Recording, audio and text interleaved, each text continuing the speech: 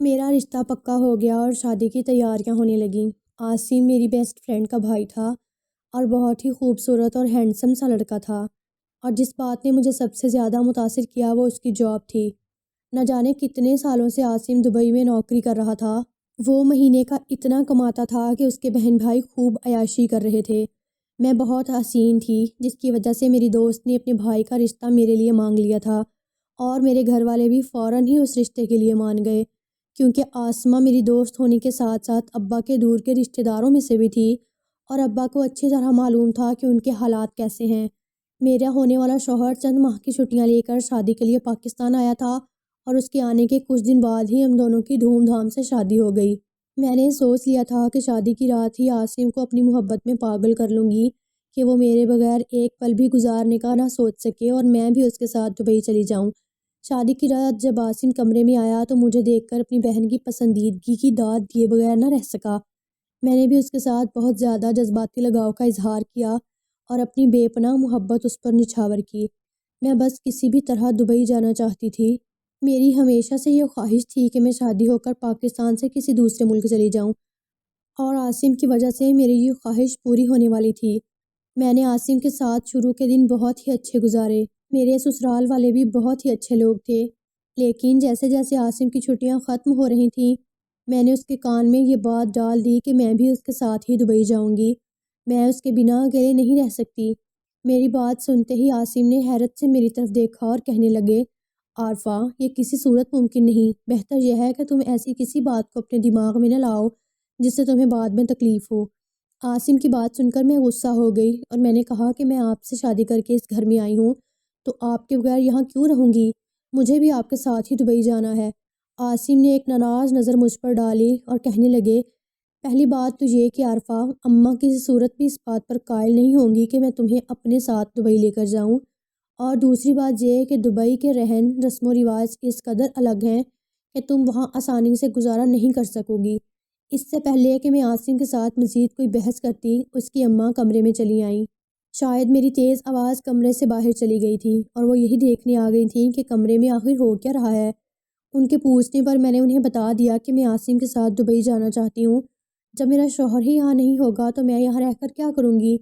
میری بات سن کر میری ساس کے چہرے کا رنگ بدل گیا اور کہنے لگی، عارفہ، یہ بات تمہیں شادی سے پہلے ہی معلوم تھی۔ عاصم تمہیں اپنے ساتھ نہیں دبئی لے کر جائے گا۔ یہ سارا وقت وہاں کام کرتا ہے، تم اکیلی سارا دن کیا کرو گی؟ اور پھر ایک غیر ملک میں عورت کا اکیلے دن گزارنا بھی مشکل ہوتا ہے، اور وہاں کے مردوں کے بارے میں تو بہت کچھ باتیں میں نے سن رکھی ہیں۔ تم یہاں اکیلی نہیں ہو، بلکہ ہم سب یہاں تمہارے ساتھ ہیں۔ میری ساس کی باتوں اور لہجے نے مجھے باراور کروا دیا کہ عاصم کی مجھے ساتھ نہ لے جانے کی وجہ وہاں کے لوگ اور وہاں کا ماحول نہیں، سب سے زیادہ ان کی ماں کو غصہ آیا تھا، کیونکہ میرے جانے کی بات پر ان کے چہرے پر غصے سے لالچ آ گئی۔ وہ مجھے کہنے لگیں کہ تمہیں بھی اسی طرح کچھ وقت ہمارے ساتھ عاصم کے بغیر رہنا ہوگا۔ میں نے بھی سوچ لیا تھا کہ میں عاصم کو منا کر ہی رہوں گی۔ میں ان کی نئی نویلی دلہن تھی، اور میری محبت میں تو ان کو راضی ہونا ہی تھا۔ یہی سوچ کر میں نے اپنی ساس سے بحث ترک کی اور رات ہوتے ہی عاصم پر اپنی محبت نچھاور کرنے لگی۔ آخر کو یہ شادی میں نے دبئی جانے کے لیے ہی تو کی تھی، ورنہ میرے لیے رشتوں کی کوئی کمی نہ تھی۔ میں خوبصورت تھی، جوان تھی، اور مجھے بہت آسانی سے کوئی اچھا رشتہ مل سکتا تھا، لیکن دبئی کی کشش اور پیسے نے مجھے عاصم سے شادی پر مجبور کیا۔ عاصم کے جانے میں صرف 10 دن باقی تھے، اور ان 10 دنوں میں میں نے اس پر پوری طرح اپنا جادو چلایا تھا، اور وہ خود اب مجھے اپنے ساتھ لے جانے کے لیے سارا انتظام کر رہا تھا، اپنی اماں کو بتائے بغیر۔ جس دن عاصم اور مجھے واپس دبئی جانا تھا، اس دن صبح ہی اس کی اماں اس کو بتایا کہ وہ مجھے اپنے ساتھ لے کر جا رہا ہے۔ یہ خبر ان پر بجلی کی طرح گری تھی۔ وہ میری طرف نفرت بھری نظروں سے دیکھتے ہوئے کہنے لگیں کہ بہت چلاک ہو تم۔ کہا تو انہوں نے اور بھی بہت کچھ، لیکن میں نے ان کی کسی بات کو سننا بھی گوارا نہیں کیا تھا، اور اپنے کمرے میں جا کر پیکنگ شروع کر دی۔ جب مجھے ان کے ساتھ جانا تھا، البتہ عاصم ہی اپنی ماں کے پاس بیٹھا ان کی خوش آمد کر رہا تھا۔ جب سے میرے جانے کا ذکر نکلا تھا، میں نے ضد پکڑ لی تھی کہ میری دوست نے بھی مجھ سے بات کرنا بند کر دی تھی۔ اسے مجھ سے یہ امید ہرگز نہیں تھی کہ میں شادی کے بعد اتنی بدل جاؤں گی۔ میں نے بھی اس کے ساتھ رہنا ہی نہیں تھا، تو پھر وہ کچھ بھی کہتی کیا فرق پڑتا تھا۔ سامان پیک کر کے جب میں اپنی ماں کو بتانے کے لیے ان کی اماں کے کمرے میں گئی، اماں کی آواز پر دروازے کے باہر ہی رک گئی۔ ان کی اماں کو پتہ نہیں تھا کہ اس بارے میں بات کر رہی ہیں اور کہہ رہی کہ تو جانتا ہے وہاں کیا مسئلہ ہے، تیری بیوی جوان ہے، کم عمر اور خوبصورت ہے، اس لیے میں کہہ رہی ہوں کہ اسے سب کچھ بتا دے، وہاں کے رواج کیسے ہوتے ہیں اور میں کیوں نہیں جانتی کہ تیرے ساتھ جائے وہ، اور اگر وہ وہاں تیرے بچے کی پیدائش ہوئی تو جانتا ہے وہاں کے رسم و رواج کے مطابق ہی تجھے سب کچھ کرنا پڑے گا۔ عاصم صرف اپنی ماں کو یقین دلا رہا تھا جب عارفہ حاملہ ہوگی تو وہ مجھے واپس بھیج دے گا۔ ان کی بات سن کر میرے تن بدن میں آگ لگ گئی۔ ان کی اماں نے اپنے بیٹے کو اپنی باتوں میں پھنسا ہی لیا تھا۔ پتہ نہیں وہ کون سی رسم و رواج کی بات کر رہی تھی جس سے میری اولاد کو پریشانی ہوتی۔ میں بنا عاصم کو بلائے واپس کمرے میں لوٹ آئی اور منہ بنا کر بستر پر بیٹھ گئی۔ آدھے گھنٹے بعد عاصم کمرے میں آئے تو مجھے اس طرح بیٹھا دیکھ کر کہنے لگے، اب کیا ہوا ہے؟ اب تو تم میرے ساتھ جا رہی ہو نا؟ میں اپنی اماں کو ناراض کر کے تمہیں اپنے ساتھ لے جا رہا ہوں۔ میں نے غصے میں کہا، کوئی احسان کر رہے ہیں؟ میں آپ کی بیوی ہوں، جہاں آپ رہیں گے وہیں میں رہوں گی، لیکن آپ تو ابھی سے ہی سوچ کر بیٹھ گئے ہیں کہ جیسے ہی حمل ٹھہرے گا آپ مجھے واپس بھیج دیں گے، جبکہ اس وقت مجھے آپ کی سب سے زیادہ ضرورت ہوگی۔ عاصم نے اپنا سر پکڑ لیا اور کہنے لگے کہ کچھ مجبوریاں ہوتی ہیں پردیس کی وجہ سے، جس کی وجہ سے انسان کو یہ فیصلہ کرنا پڑتا ہے۔ پاکستان اور دبئی میں بہت فرق ہے، وہاں بچے کی پیدائش پر بہت سے مسائل کا سامنا ہوگا، اس لیے تمہیں واپس بھیجنے کی بات کی ہے۔ فلائٹ میں کچھ ہی گھنٹے باقی تھے اور میں اس کو ناراض کر کے آخری وقت پر یہ بازی ہارنا نہیں چاہتی تھی، اس لیے خاموش ہو گئی۔ ایک دفعہ میں دبئی جاتی تو دوبارہ پلٹ کر واپس آنے کے بارے میں کبھی نہ سوچتی۔ ہماری شام کی فلائٹ تھی، میں عاصم کے سنگ دبئی پہنچ چکی تھی۔ ان کے بڑے سی اپارٹمنٹ میں قدم رکھ کر مجھے خوشی کا احساس ہو رہا تھا۔ خواب تھا جو بچپن سے میری آنکھوں میں سجا ہوا تھا، آج پورا ہو گیا تھا۔ میں شادی ہو کر دبئی پہنچ گئی تھی۔ عاصم کا موڈ کچھ ٹھیک نہیں تھا کیونکہ جب ہم ایئرپورٹ کے لیے گھر سے نکل رہے تھے تو ان کی اماں سب ہم سے بہت زیادہ ناراض تھے، اور یہاں تک کہ گھر سے نکلتے وقت ان کی اماں نے مجھے اور عاصم کو اپنی دعاؤں کے سائے میں بھی رخصت نہ کیا تھا۔ مجھے معلوم تھا کہ ایک دو دن میں خود ہی وہ ٹھیک ہو جائیں گی، اس لیے میں نے انہیں ان کے حال پر چھوڑ دیا اور خود اپنے اپارٹمنٹ کی کھڑکی سے باہر کے نظارے کرنے لگی۔ یہ دبئی کا خوبصورت شہر تھا جسے دیکھ کر میں بری طرح اس کے سحر میں کھو گئی۔ میں نے سن رکھا تھا یہاں بہت ہی زیادہ خوبصورت ساحل ہے اور میں اپنے مرد کے ساتھ ان ساحلوں پر زندگی کے خوبصورت لمحات گزارنے کی خواہش مند تھی۔ ایک دو دن میں ہی مجھے اندازہ ہو گیا کہ یہاں کی زندگی پاکستانی زندگی سے بہت مختلف ہے، ہر چیز بالکل الگ تھی۔ شروع کے ایک دو دن ہم نے کھانا باہر سے آرڈر کیا تو وہ بھی میرے لیے اتنا مختلف تھا کہ مجھے ایک نوالا بھی کھایا نہ گیا، اور 2 دن بعد عاصم کے عربی باس نے ہمیں اپنے گھر کھانے پر دعوت دے کر بلایا تو میں خوش ہو گئی۔ یہ دبئی کی میری پہلی دعوت تھی اور وہ بھی کسی عربی کے گھر میں۔ میں یہاں کے طور طریقے دیکھنا چاہتی تھی۔ میری ساس بار بار کہتی کہ عربی رواج کے ہم سے الگ ہیں۔ میں بھی جاننا چاہتی تھی کہ یہاں کون سے عاصم کے باس ہیں۔ عمر ایک 27 یا 28 سال کا لڑکا تھا، جوان، جسے دیکھ کر میں حیران ہو گئی تھی۔ وہ کینیڈا سے تعلیم حاصل کر کے آیا تھا، اس لیے اسے عربی کے ساتھ انگلش بھی بہت اچھی آتی تھی اور ہم سے بھی اس زبان میں مخاطب تھا۔ میں پڑھی لکھی تھی اس لیے مجھے بھی کافی اچھی انگلش آتی تھی۔ عاصم کے باس راحیل کا گھر نہیں بلکہ کوئی محل تھا جسے دیکھ کر میری آنکھیں کھلی کی کھلی رہ گئیں۔ حیرانی کی بات تو یہ تھی کہ روہیل ایک بہت ہی خوش اخلاق عربی مرد تھا جس سے مل کر مجھے بہت خوشی ہوئی۔ البتہ عاصم کا رویہ اس کے آگے بہت جھکا ہوا تھا کیونکہ شاید عاصم اس کا ملازم تھا، لیکن میں اس سے عام انداز میں بات کر رہی تھی۔ روہیل کی فیملی میں کوئی بھی نہیں تھا، وہ یہاں اکیلا رہتا تھا۔ اس کی فیملی دوسرے گھر میں رہتی تھی۔ واپسی پر روہیل نے کہا کہ اگر مجھے کسی بھی طرح کی مدد کی ضرورت ہو تو وہ حاضر ہوگا۔ یہ سن کر مجھے خوشی ہوئی کہ وہ عاصم کا باس ہونے کے باوجود بھی اس قدر خوش اخلاق تھا۔ گھر واپس آ کر میں نے بھی عاصم کے ساتھ روہیل کی کافی تعریف کی، لیکن عاصم کے کہنے پہ کہ یہاں کے مردوں میں ایک خاص بات ہوتی ہے جس کے بارے میں تمہیں اندازہ نہیں ہے، میں سمجھ نہیں سکی کہ عاصم کس بارے میں بات کر رہے ہیں۔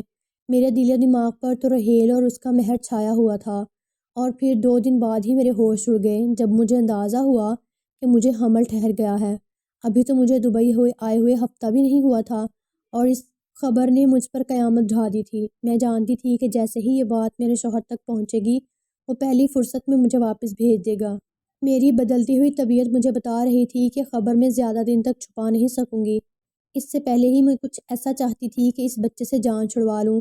اتنی جلدی تو میرا واپسی کا ہرگز بھی کوئی ارادہ نہیں تھا، لیکن نہ ہی مجھے یہاں کچھ معلوم تھا اور نہ ہی کوئی ایسی جان پہچان یا دوست جس سے میں اپنی پریشانی بیان کر سکتی۔ اور بہت سوچنے کے بعد میں نے خاموشی سے ایک دن اپنے شوہر کے موبائل سے روہیل کا نمبر نکال لیا۔ وہ لڑکا مجھے بہت ہی اچھا لگا تھا اور مجھے یقین تھا کہ اس مشکل میں وہ میرا ساتھ دے گا۔ ویسے بھی میں جب سے یہاں آئی تھی میرے شوہر کو بالکل بھی فرصت نہیں ملی تھی۔ عاصم صبح کا گیا، شام کو گھر لوٹتا تو اتنا تھکا ہوا ہوتا کہ بستر پر گرتے ہی سو جاتا۔ میں جو سوچ رہی تھی کہ اس شہر کے خوبصورت ساحلوں کی سیر کروں گی، وہ سب ابھی تک صرف خواب ہی تھے۔ ہمارے یہاں آنے کو دوسرے دن سے ہی عاصم کی نوکری جوائن کرنی پڑی تھی اور میں سارا وقت فلیٹ میں تنہا پڑی رہتی۔ عاصم نے مجھے باہر نکلنے سے بھی سختی سے منع کیا ہوا تھا اور میں اب اس چار دیواری میں بیزار ہو گئی تھی، اور پھر میری بدلتی ہوئی طبیعت اور حمل کے احساس نے تو میرے ہوش ہی اڑا دیے۔ میں نے بنا سوچے سمجھے نہ صرف روہیل کا نمبر نکالا بلکہ اسے فون ملا دیا اور اسے تنہائی میں ملنے کی خواہش کی۔ روہیل نے نہ صرف مجھ سے بہت اچھے طریقے سے بات کی بلکہ وہ کچھ دیر بعد ہی ہمارے ہاں چلا آیا۔ میرے لیے غیر مرد کے سامنے اپنی حمل کی بات بیان کرنا اور پھر اسے ضائع کروانے کے لیے کوئی طریقہ پوچھنا بہت ہی مشکل تھا، لیکن پاکستان جانے سے زیادہ مشکل نہیں۔ اس لیے کچھ سمجھتے ہوئے میں نے اسے انگریزی میں اپنا سارا مسئلہ بیان کر دیا۔ میری بات سن کر وہ سوچ میں پڑ گیا اور پھر مجھے کہنے لگا کہ میرے یہاں بہت تعلقات ہیں اور بہت خاموشی سے میرا کام کروا سکتا ہے، لیکن اسے ڈر تھا کہ اگر یہ بات عاصم کو پتہ چلی تو اس کی اور عاصم کی دوستی پر بھی فرق پڑ سکتا ہے۔ میں نے روہیل کو یقین دلایا کہ عاصم کو کبھی یہ بات نہیں پتہ چلے گی۔ میں نے روہیل کو اپنے گھر بلایا اور اس کے ساتھ کوئی بات چیت کی۔ روہیل نے کچھ ہی گھنٹوں میں نہ صرف میرا مسئلہ حل کروا دیا بلکہ میرا بہت خیال بھی رکھا، اور یوں ہم دونوں کے درمیان دوستی کی شروعات ہو گئی۔ عاصم تو سارا دن کام پر رہتا، میں اکیلی تھی کیا کرتی، اس لیے روہیل مجھے لینے کے لیے آ جاتا اور میں اس کے ساتھ گھومنے پھرنے نکل جاتی۔ روہیل نے مجھے یہاں کی خوبصورت جگہیں بھی دکھائی تھیں اور شاپنگ بھی کروائی۔ اکثر تو مجھے وہ اپنے گھر بھی لے کر چلا جاتا۔ عاصم کو ہماری دوستی کا بالکل بھی نہیں پتہ تھا۔ میں روہیل کے ساتھ بہت اچھا وقت گزارنے لگی۔ میں اس کی دولت اور عیاشیاں دیکھتی تو حیران رہ جاتی۔ آہستہ آہستہ ہماری دوستی محبت میں بدلنے لگی۔ ایک دن روہیل مجھے اپنے فلیٹ میں لے گیا تو اپنے جذبات پر قابو نہ رکھ سکا اور مجھ سے محبت کا اظہار کر بیٹھا۔ میں بھی اپنے شوہر کے ساتھ کوئی بہت خوشگوار ازدواجی زندگی نہیں گزار رہی تھی۔ وہ تو اتنا تھکا ہوا آتا کہ مجھے وقت بھی نہ دے پاتا۔ ایسے میں روہیل میرے لیے ایک ٹھنڈی ہوا کا جھونکا ثابت ہوا، جو مجھ سے محبت بھی کرتا تھا اور میرے سارے نخرے بھی اٹھا سکتا تھا۔ یہی سوچ کر میں نے بھی اس کے ساتھ ایک ناجائز رشتہ بنا لیا۔ میں نے گناہوں کے ایک ایسے دلدل میں قدم رکھ دیا جس سے واپس نکلنا ناممکن تھا، اور میں روہیل کے ساتھ ہی اپنی زندگی گزارنے کے خواب دیکھ رہی تھی۔ لیکن پھر ایک دن عاصم نے مجھے عربی مردوں کے بارے میں ایک ایسی بات بتائی جسے سن کر میں دنگ رہ گئی۔ میں سارے کاموں سے فارغ ہو کر جب کمرے میں آئی تو عاصم بستر پر لیٹے ہوئے تھے۔ یوں ہی باتیں کرتے ہوئے روہیل کا ذکر نکلا اور پھر عاصم عربی مردوں کے بارے میں بتانے لگے۔ عربی مرد تو ختنہ ہی نہیں کرواتے ہیں، جس کی وجہ سے نہ صرف انہیں بہت سی بیماریاں ہوتی ہیں بلکہ ان کی بیویاں بھی بہت سی بیماریوں میں مبتلا ہو جاتی ہیں۔ وہ بتانے لگے کہ ان کے ساتھ کام کرنے والے ایک مرد کو اسی وجہ سے کینسر ہوا ہے، اور صرف اسے ہی نہیں بلکہ اس کی بیوی کو بھی بہت سے انفیکشن ہو گئے ہیں۔ یہاں زیادہ تر عورتوں کو اسی وجہ سے کینسر ہو جاتا ہے۔ عاصم کی بات سن کر میں ایک دم چونک اٹھی۔ یہ عاصم کیا بول رہے تھے؟ میں بھی ان کے دوست روہیل کے ساتھ تعلق بنا چکی تھی اور اب عاصم کی باتوں نے میرے ہوش اڑا دیے تھے۔ پتہ نہیں عاصم کی بات میں کتنی سچائی تھی اور کتنا جھوٹ، لیکن ان کے جھوٹ بولنے کی ایسی کوئی خاص وجہ نہ تھی۔ یہ سوچ کر ہی مجھے گھبراہٹ ہونے لگی۔ میں بہت زیادہ اداس ہو گئی، اس بارے میں سوچ رہی تھی، اور میں نے سوچا کہ میں روہیل سے بھی اس بارے میں ضرور پوچھوں گی۔ لیکن اس سے پہلے کہ میں دوبارہ روہیل سے ملاقات کرتی، میرے شوہر نے بتایا کہ ان کی اماں کی طبیعت اچانک خراب ہو گئی ہے اور وہ مجھے اپنی ماں کے پاس واپس بھیجنا چاہتے ہیں۔ مجھے عاصم کی بات پر بالکل بھی یقین نہیں آیا، کیونکہ ان کی اماں تو پہلے ہی میرے یہاں آنے پر راضی نہیں تھی۔ اب 3 مہینے میں ہی ان کی اماں کو ایسا اچانک کیا ہو گیا جو مجھے ان کے لیے واپس جانا پڑ رہا تھا؟ یہاں رہنے کے لیے تو میں نے اپنا حمل تک ضائع کر دیا، پھر ان کی ماں کے بلانے پر کیسے جا سکتی تھی؟ میں نے اپنے شوہر کو صاف صاف لفظوں میں کہہ دیا کہ میں واپس نہیں جاؤں گی، میں آپ کے بنا نہیں رہ سکتی۔ یہ سن کر عاصم نے مجھ سے بات چیت بند کر دی، اور پھر جیسے ہی میری روہیل سے ملاقات ہوئی تو میں نے اسے بتایا کہ میرا شوہر مجھے واپس بھیجنا چاہتا ہے۔ یہ سن کر روہیل کہنے لگا کہ اگر تم یہاں ہمیشہ کے لیے رہنا چاہتی ہو تو اپنے شوہر کو چھوڑ کر میرے ساتھ چلو، میں تمہیں اپنے پاس رکھ لوں گا۔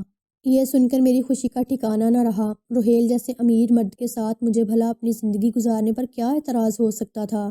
میں دولت کے لالچ میں اندھی ہو گئی اور میں ہر رشتہ، ہر جائز اور ناجائز میں فرق بھول چکی تھی۔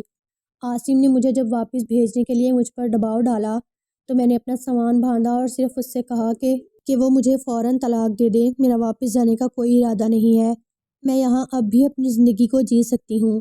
پہلے تو میری بات سن کر کچھ دیر کو خاموشی سے وہ میری شکل دیکھتا رہا، اور پھر اچانک اس نے 3 لفظ کہہ کر مجھے اپنی زندگی سے باہر نکال دیا۔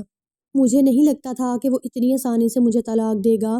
عام حالات میں کوئی بھی عورت کے لیے ان لفظوں کو برداشت کرنا مشکل ہوتا ہے، لیکن مجھے تو احساس ہی نہیں تھا کہ میں نے کیا کر دیا ہے۔ میں خوشی خوشی اپنے شوہر سے طلاق لے کر روہیل کے ساتھ رہنے کے لیے چلی گئی، اور روہیل نے مجھے اپنے محل میں رانی بنا کر رکھ لیا۔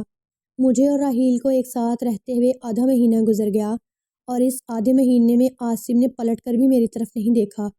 اکثر ہی میرے پیٹ میں بہت زیادہ تکلیف رہتی اور مجھے بار بار اپنے شوہر کی وہ بات یاد آتی کہ عربی مردوں کے ختنے نہیں ہوتے۔ 2 مہینے بعد روہیل نے یہ کہہ کر مجھے اپنے گھر سے نکال دیا کہ مجھے اب اپنے ساتھ نہیں رکھ سکتا، کیونکہ اس کے ماں باپ کو میرے بارے میں معلوم ہو گیا ہے اور وہ اس سے ناراض ہیں۔ یہ بات سن کر میری روح تک کانپ اٹھی، اور میں نے روہیل سے کہا کہ میں کہاں جاؤں گی؟ تم نے تو مجھ سے شادی تک نہیں کی، میں کس کے آسرے پر اپنی زندگی گزاروں گی؟ روہیل کہنے لگا، یہ سب اس کا مسئلہ نہیں ہے، لیکن اب میں اس کی ضرورت نہیں رہی۔ میں جان گئی تھی کہ روہیل نے مجھے استعمال کر کے یہ سارا کھیل کھیلا تھا۔ اسے مجھ سے کوئی بھی محبت نہیں تھی۔ میں واپس روتی ہوئی عاصم کے پاس آئی تو عاصم نے میرے منہ کی طرف دیکھا اور جان گیا کہ مجھ پر کیا قیامت گزری ہے۔ وہ مسکرا کر کہنے لگا کہ میں نے تمہیں سمجھانے کی بہت کوشش کی تھی، میں نے تمہاری عزت کے پردے کا بھی خیال رکھا، اس لیے میں تمہیں صاف لفظوں میں روہیل سے ملنے کے لیے منع نہ کر سکا، ہمارے رشتے کا بھرم رکھا تھا، لیکن ختنہ کی بات کر کے تمہارے دل میں یہ بات ضرور ڈال دی تھی کہ عربی مردوں سے ان کے ساتھ تعلق قائم کرنا تمہارے لیے کتنا مشکل ہو سکتا ہے، مگر تم میں عقل کہاں تھی اور میری بات سمجھنے کی بجائے روہیل کے جال میں پھنس گئی۔ تم نے تو ایک دفعہ مجھ سے یہ بھی نہ پوچھا کہ میں نے یہ بات کیوں کی یا اس کے پیچھے کیا وجہ ہے۔ میں تمہیں ڈرانا چاہتا تھا تاکہ تم اپنا گھر نہ برباد کرو۔ میں جان گیا تھا کہ تم راحیل کے ساتھ چوری چھپے تعلقات بنانے لگی ہو، اس طرح دبئی آنے کے لیے تم نے ضد کی تھی، اسی طرح روہیل کے ساتھ زندگی گزارنے کے لیے مجھے چھوڑ دیا۔ اب میں تمہارے ساتھ کوئی رشتہ نہیں رکھ سکتا۔ عاصم کی بات سن کر میں حیران رہ گئی۔ واقعی اس نے مجھے روکنے کے لیے یہ بات ضرور کی تھی کہ عربی مردوں کے ختنہ نہیں ہوتے اور اس کے نقصانات عورت کو بھی ہوتے ہیں، لیکن دراصل یہ بات اس نے دبے لفظوں میں مجھے سمجھانے کے لیے کہی تھی اور اس کا حقیقت سے کوئی تعلق نہ تھا۔ لیکن نہ میں اس کی بات کا مفہوم سمجھ پائی اور نہ ہی اچھائی برائی میں فرق کر سکی، اس لیے پوری طرح برباد ہو گئی۔ عاصم نے مجھے تنہا چھوڑ دیا اور میں اکیلی دبئی میں کیسے گزارا کرتی؟ وہ رات میں نے عاصم کے فلیٹ کے سامنے گزاری۔ وہ رات بھر مجھے کھڑکی سے دیکھتا رہا۔ اچانک سے اس نے کھڑکی بند کر دی۔ میں روتی رہی، میں کیسے واپس جاتی؟ مجھے کچھ سمجھ نہ آ رہی تھی۔ 2 دن سے بھوکی تھی۔ صبح صبح مجھے گھر کے اندر لے گیا اور میری حالت قابل رحم تھی۔ وہ مجھے کہنے لگا، میں تمہارے لیے کچھ نہیں کر سکتا، تمہیں واپس بھیج سکتا ہوں۔ میں شرمندہ تھی، کس منہ سے واپس جاتی؟ میں نے اس سے کہا کہ میں اب کیا کروں، واپس جانا نہیں چاہتی۔ اس نے مجھے وہاں پر ایک نوکری ڈھونڈ دی اور الگ فلیٹ میں رہنے لگی۔ مجھے نیچا دکھانے کے لیے اس نے ایک پاکستانی لڑکی سے شادی کر لی، لیکن میں اب کیا کر سکتی تھی؟ میں نے گھر والوں کو سب کچھ بتا دیا، سب نے بات کرنا چھوڑ دی تھی، لیکن مجھے زندگی کا سبق مل گیا تھا۔ دوبارہ کسی پر یقین نہیں کروں گی۔ دوستو، آپ کو ہماری کہانی کیسی لگی؟ اپنی قیمتی آراء سے ہمیں ضرور آگاہ کیجیے گا اور مزید نئی کہانیوں کے لیے ہمارے ساتھ رہیے گا۔